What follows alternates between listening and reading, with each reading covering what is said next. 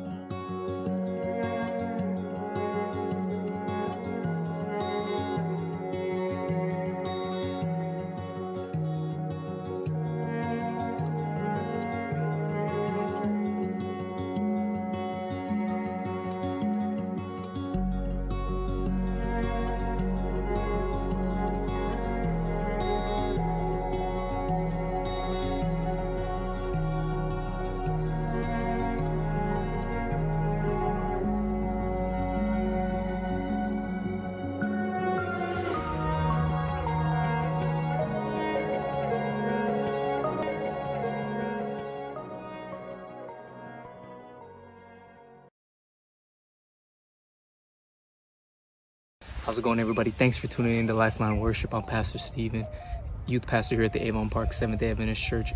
It's my prayer tonight that as you watch Lifeline Worship, that you are blessed and that you encounter God in a new way. And it's our prayer here at Lifeline Worship that you will walk before the Lord in the land of the living. God bless. Take care. Hi guys, my name is Melissa and I recently graduated from the Advent Health University from the Occupational Therapy Assistant Program, and I have some questions to answer for you guys. So the first question is to describe your experience these last few months before graduation.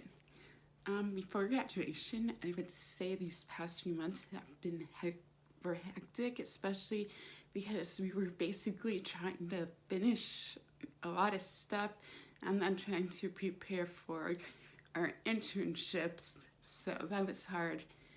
And once the pandemic started, it kind of just made everything a little bit harder because our clinical sites where we were at, we had to stop going to those like midway through, and many of us didn't have like enough hours, so we were trying to figure out how we were going to complete those hours, how we were going to make up labs, but we figured it out, so that was good. What has been the hardest part about this experience? That's a tough one. I guess I would have to say the hardest part about this experience was just the uncertainty and not knowing what was gonna happen next. I mean, things were pretty hectic before the pandemic, and then after, it just made things uncertain because we didn't know how we were gonna finish our clinical hours, what's gonna happen for our level 2 internships. So there was a lot of things that we didn't know, and though we still don't know, we are figuring it out. And what have you learned from this time?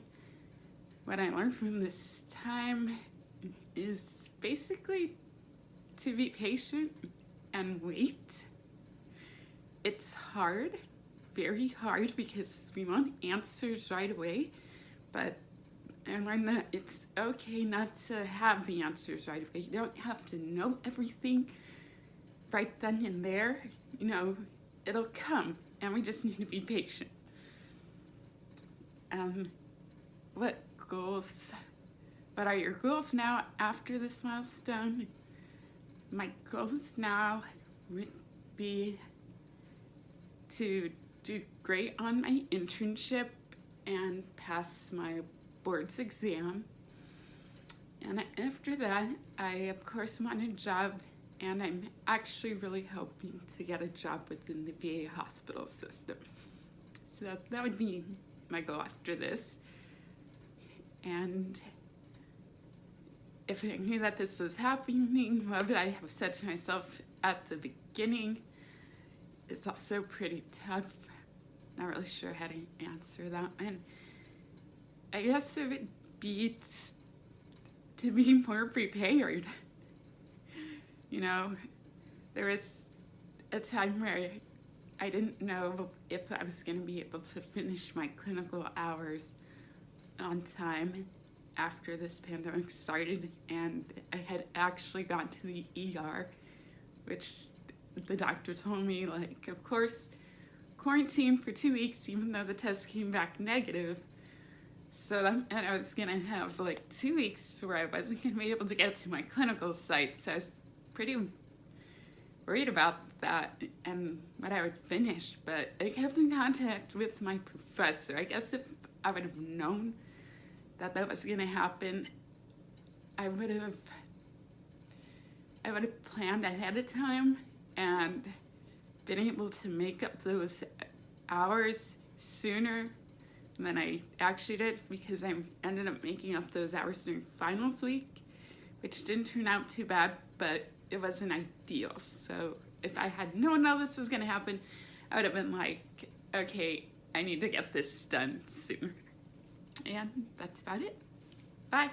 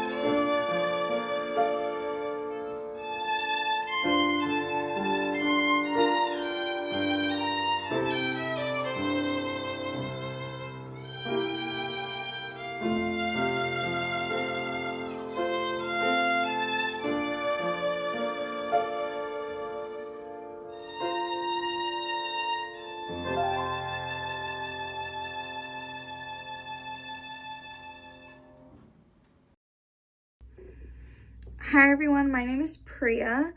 I am Steven's little sister and I am a senior this year.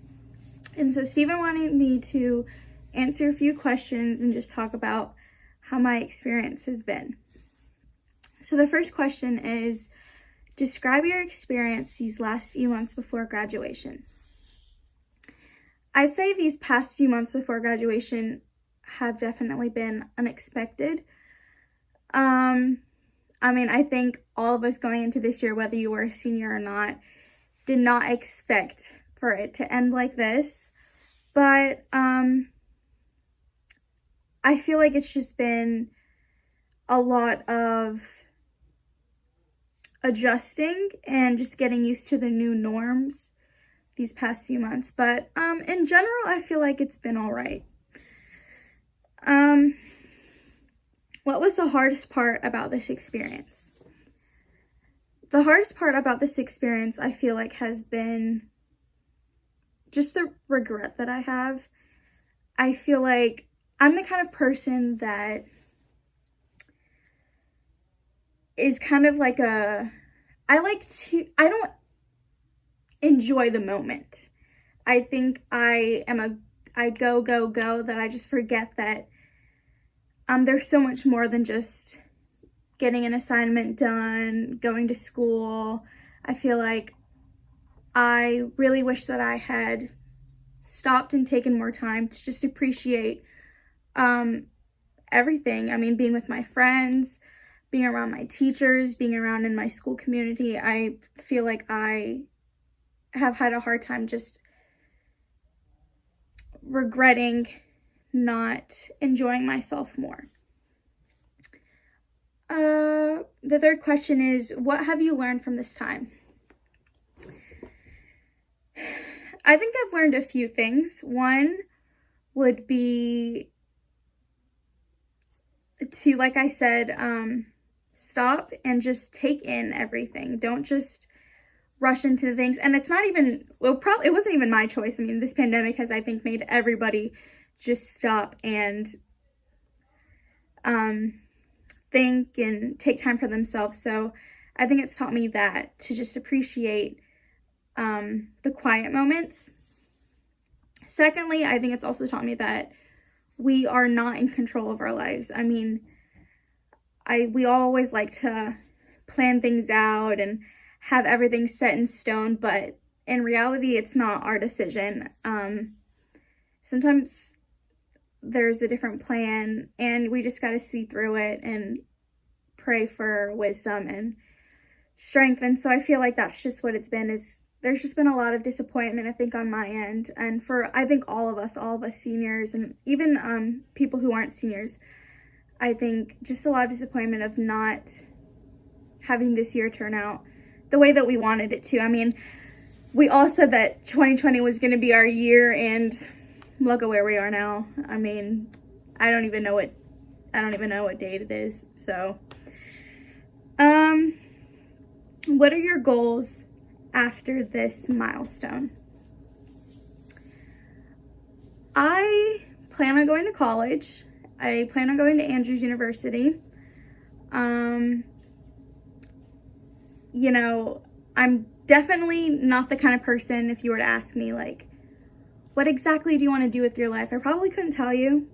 But I do want to go to college, and I plan and I hope to become a speech pathologist. So, you know, hit me up in the next 5 years and maybe I'll be a speech pathologist.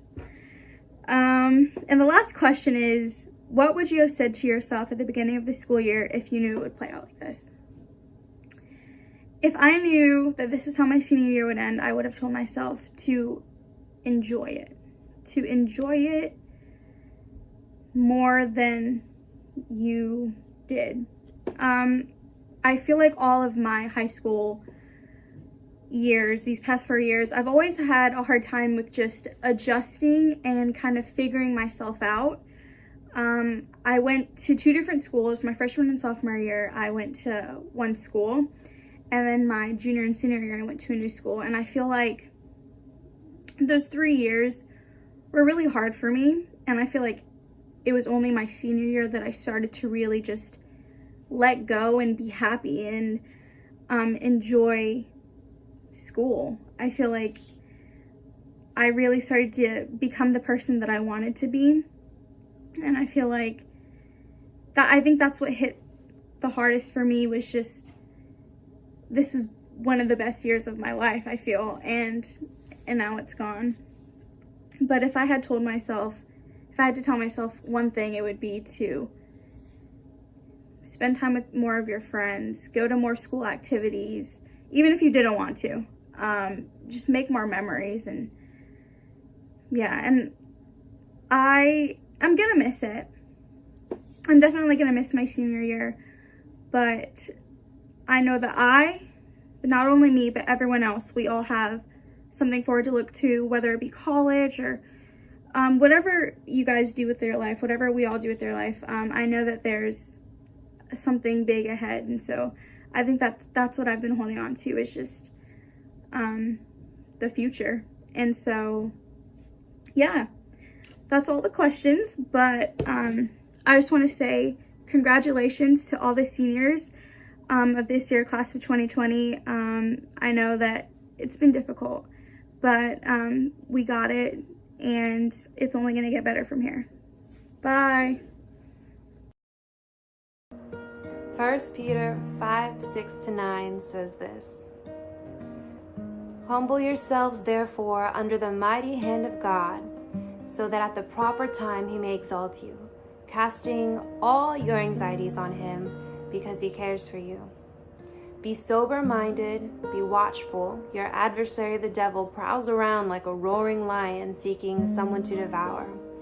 Resist him, firm in your faith, knowing that the same kinds of suffering are being experienced by your brotherhood throughout the world. Right now is a very uncertain time for a lot of us, and I think it can be incredibly hard to practically trust it all to God, and maybe that's not true for all of us, and I can speak for myself that sometimes uncertain times are very trying, and I have to pause to understand what it means to practically cast all of my anxieties on to God and know that he really does care. For me, sometimes it comes in a encouraging conversation with a friend, and sometimes faith building comes through singing God's truths like this and singing about trusting it all to him. So I pray that we will pray this together, with every breath, with every word that we speak, with every step, and with every heartbeat. So let's sing this. With every breath, with every word I speak, with every step, with every heartbeat, Jesus, let it be for you, for you only, my whole life, all for your glory. Sing that one more time. With every breath, with every word, with every breath, with every word I speak, with every step, with every heartbeat,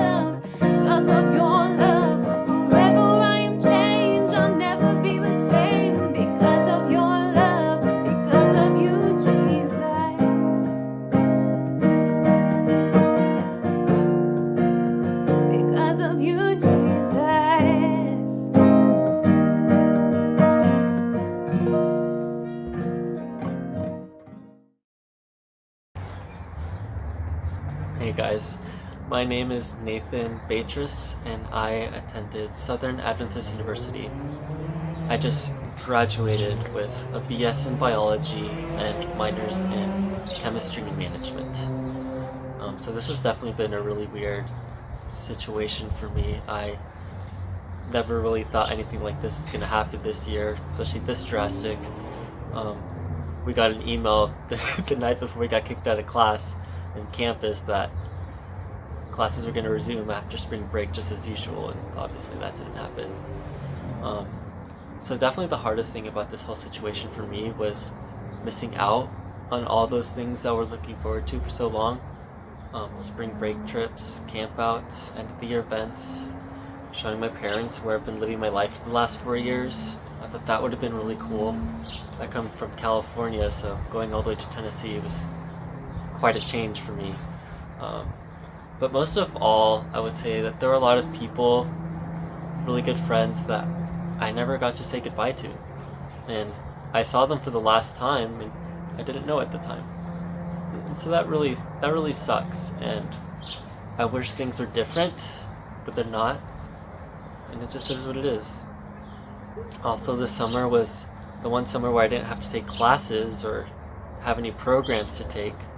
So I was really looking forward to taking advantage of this one last summer, but obviously that hasn't gone as planned. And one thing I've learned from this whole situation though is that we tend to make plans for our lives and we get really disappointed or even frustrated when things don't go as we planned. But I don't think we should put our faith in our own will, but in that of God's. And that's a really hard thing to accept, especially when things are out of your control. But our satisfaction tends to be dictated by our expectations. And we shouldn't let that rob us of living a happy and healthy life. Like, living a life with gratitude has really helped me out. And I know that we tend to focus on all the negative things that happen in our lives, but rarely do we ever think of all the things that didn't go wrong. And those really are blessings. Like, for example, the health of my family. I mean, that's not something you really think about too often. You're like, oh, they're just living life as usual. But like, honestly, anything can happen to any of us. But we don't really focus on that too often. So learning to count my blessings on the daily has really been a game changer for me. And I know that in the end, it'll all be well. And so right now it's just really hard because this is not how we wanted things to go. I've really learned to have peace with what God's plan is for my life and try to live a life by faith. And it really is a struggle, but it's something I've been really working on. And so now that I'm done with undergrad, I'll be attending medical school in the fall at Loma Linda University. So I'm really excited, but I still have a long way to go. And if I knew that things would have turned out this way, I would have made sure that I treated many of the interactions I had with my friends like it was going to be the last, instead of just waiting for the end of the school year to roll around, because that never did. Anyways, I hope you guys have a blessed day, and be safe out there. See ya.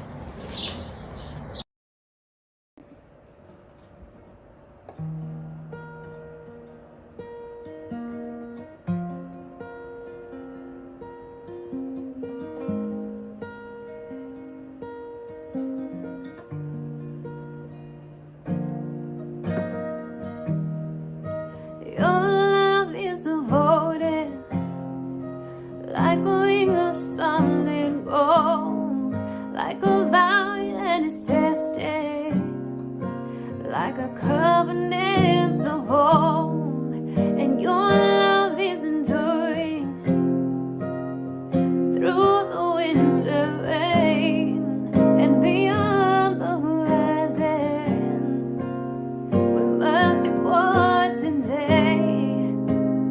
Faithful you have been, and faithful you will be. You pledge yourself to me,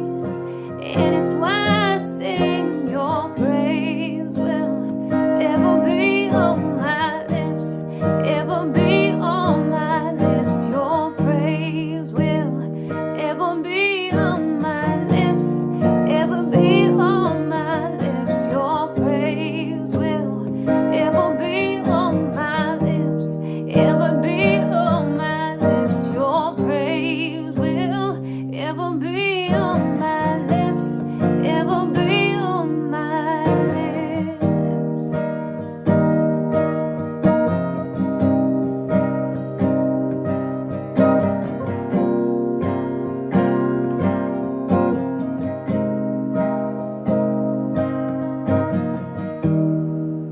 You father the orphan, your kindness makes us whole, and you shoulder our weakness, and your strength becomes our own. Now you're making me like you, clothing me in white, bringing beauty from ashes.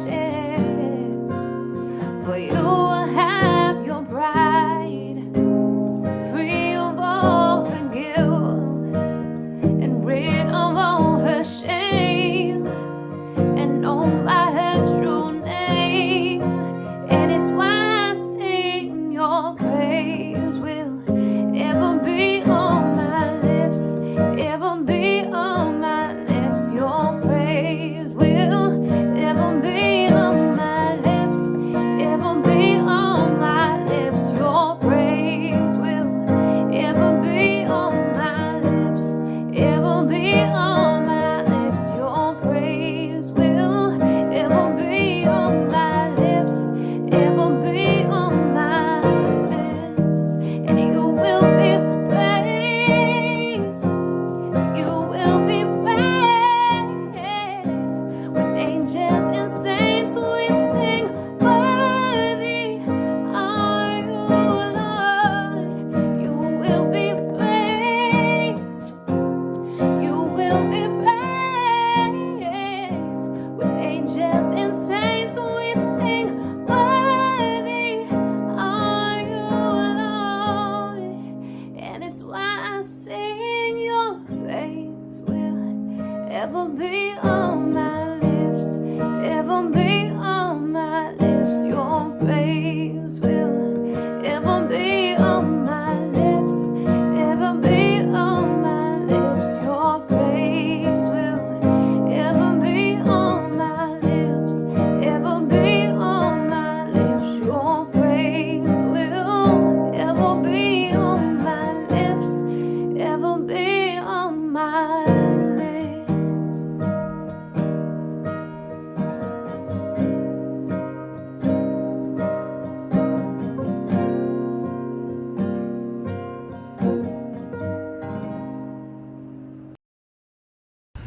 My name is Sir Tejada Barajas, and I graduated from South Florida State College as a high school senior. And this is my high school story. So the beginning of my senior year was pretty normal. I went to my high school classes, did my vocational college class. It was pretty chill, but you know, the last couple of months it's been kind of weird. I had to stay home, do a whole bunch of online classwork. Had to stay up till like 4 in the morning doing Spanish, but it was pretty all right. So the hardest part of my senior year was staying up late doing Spanish, because I was put into Spanish kind of late, so I had to do a whole year of Spanish in one semester. And so I would stay up till like 2-3 o'clock in the morning just trying to get it done, and I hadn't done it like in 3 weeks, so I was like super far behind. So I'd stay up till like 5-6 o'clock in the morning just getting it done, but I got it done on like the last day it was due. And then it was kind of hard also that I couldn't really go out, have fun with like some of my friends. Yeah. So I just graduated high school, and my goals after that is to stay local and get my prereqs done. The reason why I'm staying local is so I can save some money. I want to do physical therapy because at first I was studying cybersecurity in a vocational class, and I didn't really like it. It's kind of boring, and I came across physical therapy, and I could see myself doing that for the rest of my life. It was pretty fun, active, could help people, so I kind of like that kind of stuff. So yeah. So I went to 4 different high schools. One was Avon Park High School, Georgia Cumberland Academy, Walker Memorial Academy, and then I stayed and graduated from South Florida State College. And my take on from that was that, or my lesson from that, I should say, is that I was kind of already used to the change, so this pandemic didn't really affect me as much.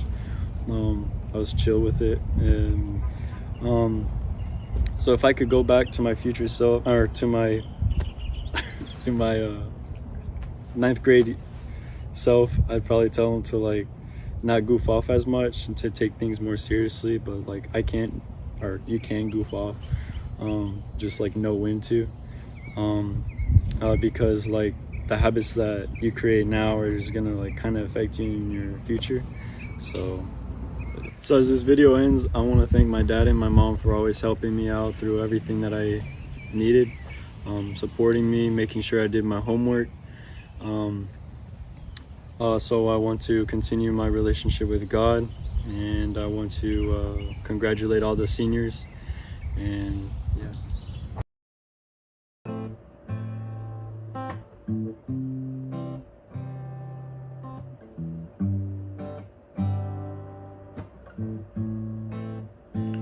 You are here, moving in our midst. I worship you, I worship you. You are here, working in this place. I worship you, I worship you. You are here, moving in our midst. I worship you, I worship you. You are here, working in this place. I worship you, I worship you. 'Cause you're the way maker, miracle worker, promise keeper, light in the darkness. My God, that is who you are. You're the way maker, miracle worker, promise keeper, light in the darkness. My God, that is who you are. You are here, touching every heart. I worship you, I worship you. You are here, healing every heart. I worship you, I worship you. You are here, turning lives around. I worship you, I worship you. You are here, mending every heart. I worship you, I worship you. 'Cause you're the way maker, miracle worker, promise keeper, light in the darkness. My God, that is who you are. You're the way maker, miracle worker, promise keeper, light in the darkness. My God, that is who you are. That is who you are. That is who you are. That is who you are. That is who you are. 'Cause you're the way maker, miracle worker, promise keeper, light in the darkness. My God, that is who you are. Yeah, you're the way maker, miracle worker, promise keeper, light in the darkness. My God, that is who you are. Yeah. And even when I don't see it, you're working. Even Even when I don't feel it, you're working. You never stop working. You never stop working. Even when I don't see it, you're working. Even when I don't feel it, you're working. You never stop working. You never stop working.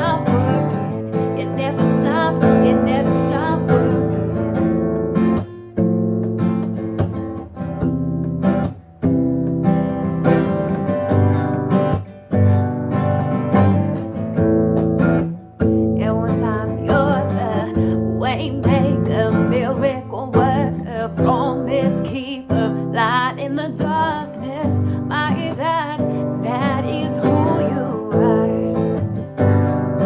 You're the waymaker, miracle worker, promise keeper, light in the darkness. My God, that is who you are. How's it going, everybody? It's Pastor Steve, and I hope that you've enjoyed tonight's program as we have been able to worship and celebrate the class of 2020 on their accomplishments.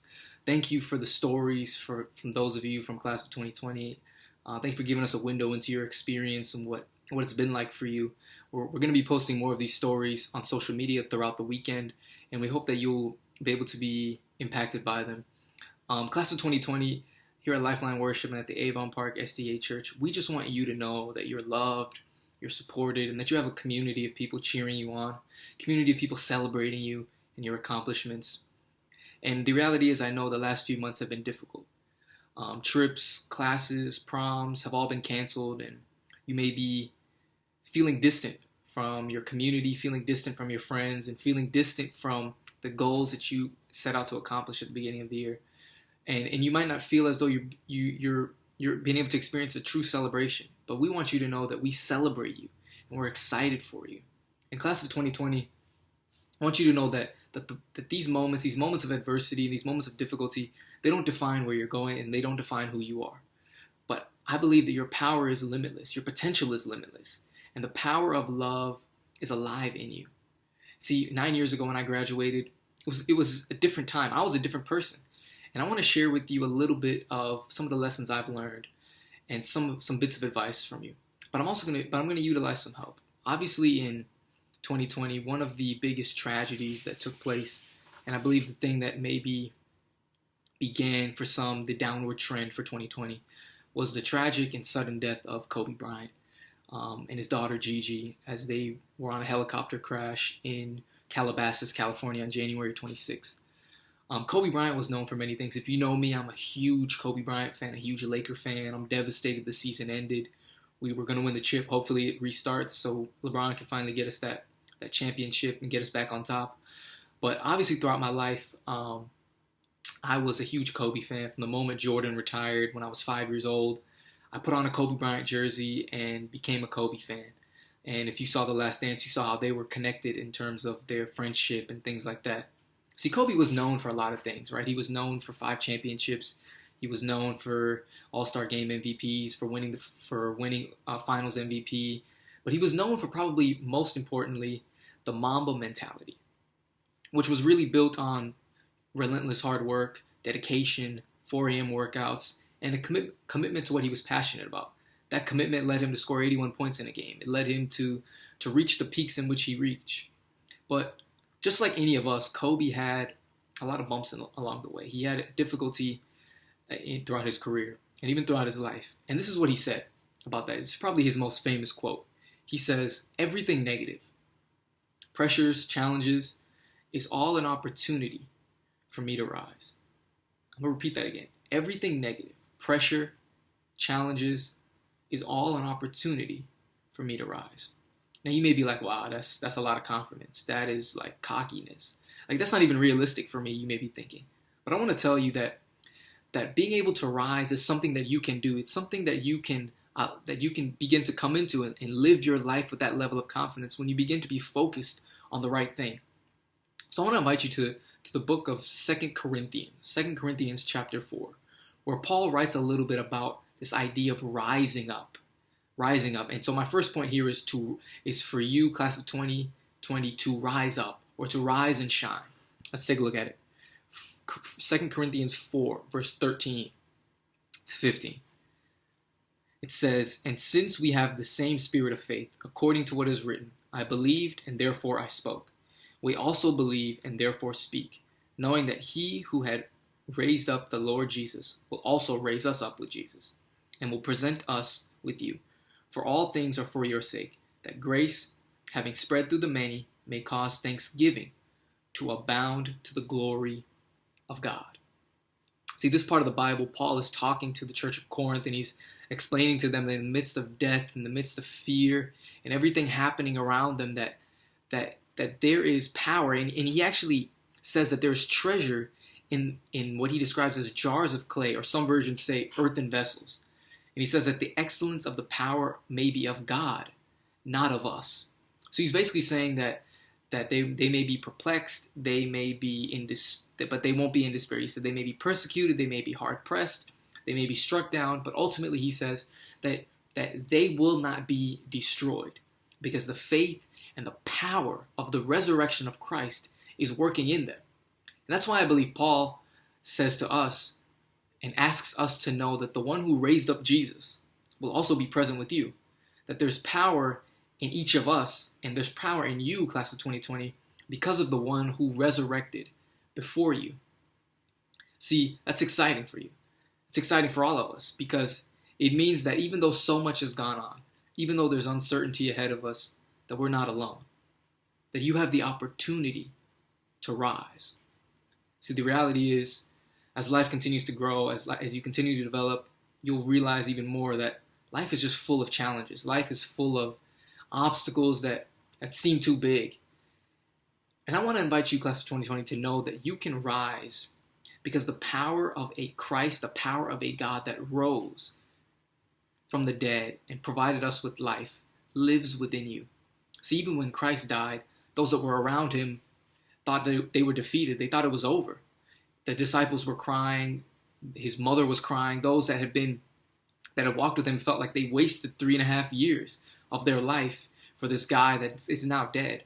But the reality is, Sunday morning, Jesus resurrected, and what was left was just an empty tomb full of possibilities for us, and an opportunity for you and I to experience resurrection, to experience being raised up. And see, as you go through your life, I invite you to rise up. I invite you to rise and shine. Rise up when you feel like you don't have anything left. Rise up when you're tired and you don't want to get out of bed because you just had an all-nighter of schoolwork. I invite you to rise up when it's difficult.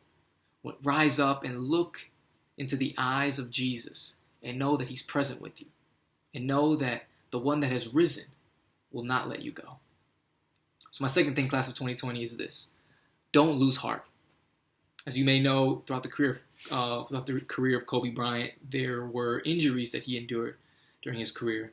Yet he somehow never seemed to let that drag him down. He never seemed to really be too worried about it. Everybody else kind of was. And he said this when he was asked about his injuries. He said, "I'm here. I'm not going anywhere. No matter what the injury, unless it is completely debilitating, I'm going to be the same player I've always been. And I'll figure it out. I'll make some tweaks if I have to. I'll make some changes. But the reality is, I'm still coming." See, there was a level of confidence and resilience that he had that in some ways is hard for us to believe. But class of 2020, I believe it lives inside of you, and I believe it lives inside of all of us. Just many times it's untapped. We haven't really recognized that it's in there. So I want you to come back to the text in 2 Corinthians chapter 4 really quick. We're going to be at 2 Corinthians chapter 4, verse 16, where it says those words. "Therefore, we do not lose heart.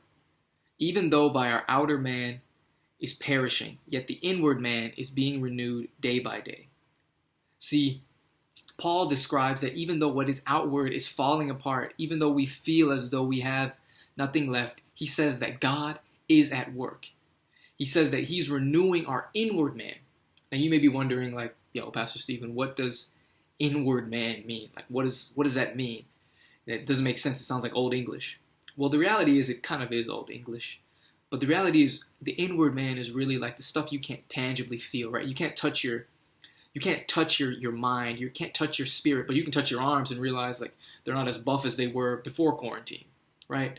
And so he says that your inward man stands in distinction to your outward man, which will perish. Our body will break down, but our spirit and our mind and our soul are the things that last beyond this. So Paul is saying, your body's going to break down. You're going to feel like you've got nothing left. You might feel like you need another Red Bull. Please don't do it. It's not worth it. Paul is saying that all of that's going to happen.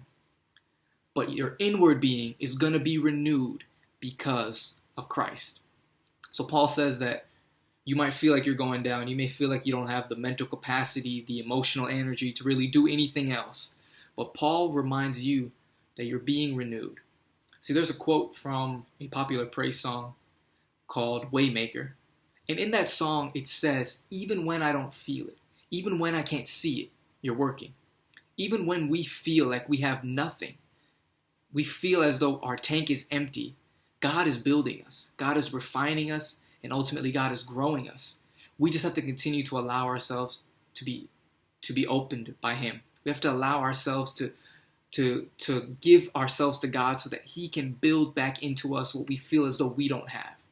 See, I believe the story of resilience lives inside of the class of 2020, especially those of you that are graduating from high school.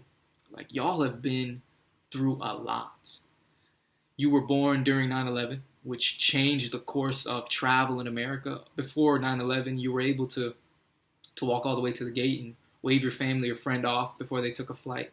But once 9/11 happened, we have to take our shoes through security. It's difficult. You can really only get to a certain point. There's so much more restrictions. And for you all, that's just normal. But it took a lot of adjusting for everybody else. Another thing you all have had to go through is economic crises. We're going through one right now, and we went through another one in 2008. That's just something that you are used to seeing. You had to endure mass shootings in schools become normal, and you've begun to have to practice active shooter drills and all of those things that have changed the life of many people, and what was thought to be the safest place has become a place where there's fear, which is schools. And so all these things have happened, and now you're graduating in the midst of a pandemic. You're graduating in a world with media and with iPhones and Instagram and TikTok and all these things that are different. But for each one of you, there's a resilience that I believe lives inside of you, because the situation you're in now, you were made for. You were able to deal with it, and it's something that you have had to work through your entire lives. And I believe that whatever situation comes your way down the road, you're equipped to handle it. See, if anyone tells you that you can't do something, that you have a goal and you can't reach that goal, I want you to look at them in the eye and let them know that they're wrong. Let them know that that's not true. Because each one of you is resilient. And even though you may not feel it, even though you may not see it, I want you to continue to look to the Lord. Because when you look to the Lord, He will give you that strength. In Isaiah chapter 40, it says, He will give you strength. He will mount you up with wings like eagles. So you'll run and never be tired, and walk and never be faint. So class of 2020, don't lose heart. Continue to be resilient. Continue to work. Because I believe, and I believe God believes, you're destined for greatness. Finally, my third point as I close is the best is yet to come. See, when Kobe Bryant was asked what the Mamba mentality is, he said this: it means to be able to constantly try to be the best version of yourself. And it's a constant quest to try to be better today than you were yesterday. Class of 2020, I invite you to know that your tomorrow can be better than your today. That the future is very bright for you, that you're more than the things that have happened to you, that you're not defined by the difficult situations you've been. But I also want to give you a different take on this also. I want you to know that the very things that you've experienced, the very things that you have gone through, and the things that make you who you are, can also be your superpower to propel you into new moments of life, can propel you into your potential, can propel you into your goals and your dreams. See, I invite you to own the power of your story, to own the power of your experiences. I invite you to own even the parts of you that you may dislike, the parts of you that you try to hide and conceal from people. I believe that those things, your story, everything you've been through, class of 2020, everything you've been through, all of those things, your story intersects with the greatest story that was ever told. That was the story of a God who breathed hope back into humanity, a Savior who walked this earth and and provided us with a second chance, provided us with a way of escape so that we can know that anything that we deal with on this earth will not last forever, that we have the promise of something greater. See, Paul finishes his passage in verse 17 and 18 in chapter 4 saying this: "For our light affliction, which is but for a moment, is working for us a far more exceeding and eternal weight of glory. While we do not look at the things which are seen, but at the things which are not seen. For the things which are seen are temporary, but the things which are not seen are eternal." See, Paul says that because we know that there is something better coming down the road, because we know that the best is yet to come, you, class of 2020, can continue making it through today. You can continue to push forward through anything that comes your way because the best is yet to come. Class of 2020 and anyone watching, I want to let you know that God is rooting for you. God is on your side. And God is excited for you to know that the best is yet to come, that where you are now is only a glimpse of where God desires to take you, and that's to bring you into his kingdom. So class of 2020, congratulations. And it's my prayer that as you take this step, that you will know that you've been called to rise up, to not lose heart, and to know that the best is yet to come. God bless. The Lord is my shepherd. I have all I need. He lets me have rest in meadows of green. Even when I walk through darkness so deep, I will not be afraid. He's fighting for me. I will live in the house of the Lord forever. Live in the house of the Lord forever. Live in the house of the Lord forever and ever. Amen. I will live in the house of the Lord forever. Live in the house of the Lord forever. Live in the house of the Lord forever and ever. Amen. I know you're beside me, remembering me. You're there when I'm hiding, setting me free. I will give it all away to keep you with me, to feel your warm embrace, my crucified King.